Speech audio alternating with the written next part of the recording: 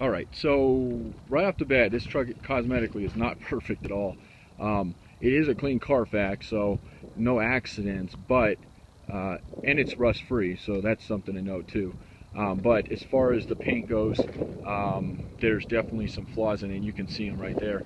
But basically what I'm going to do is walk around this thing, and I'm going to point out everything, so you know exactly what you're going to have to do to this thing if you want it to be, you know, showroom condition, or if you're just trying to get something halfway decent or something fun to drive, or whatever your intentions are. You can make the best choice. So right off the bat, this fender has got some repair work. I don't know if somebody tried to punch it out. They had a dent in it and punched it out there. Um, just as an FYI, fenders are something you can get at CertaFit for pretty cheap. Last time I priced fenders for anything, they were, for a brand new Jeep, it was 50 bucks each. So those things are pretty expensive. I would probably suggest going that route with that fender, but maybe a good body shop would be able to renew that thing. So that's the first thing. The second thing is that both headlight lenses are busted. They're cracked, and who knows what happened to them, but they are cracked, and definitely want to be aware of that.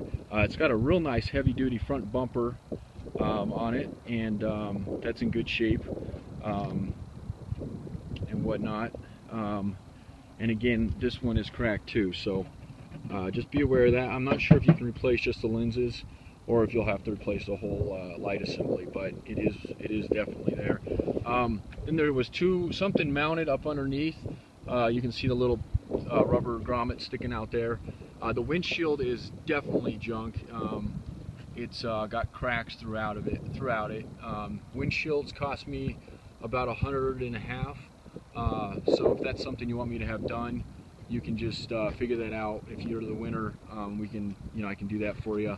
You can just pay me separate for that. This has got a ding in it here, and then throughout this thing, it's almost like they took paint or something and tried to paint on it, or the clear coats come off, or something got on it, and I'm not sure, but it really could use a nice go through the paint again to really, if you're trying to recreate exactly what this thing was new.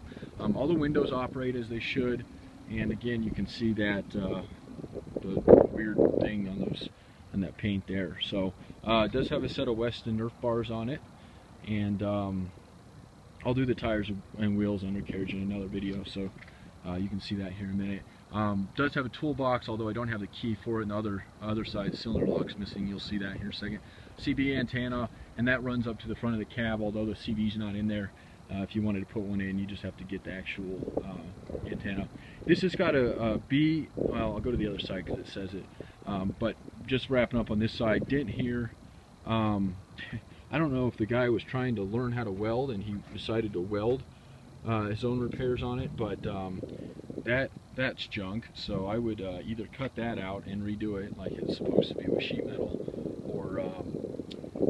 or just get a flatbed, which is what I like a lot, or whatever. Tailgate's pretty beat up. This rear bumper is junk.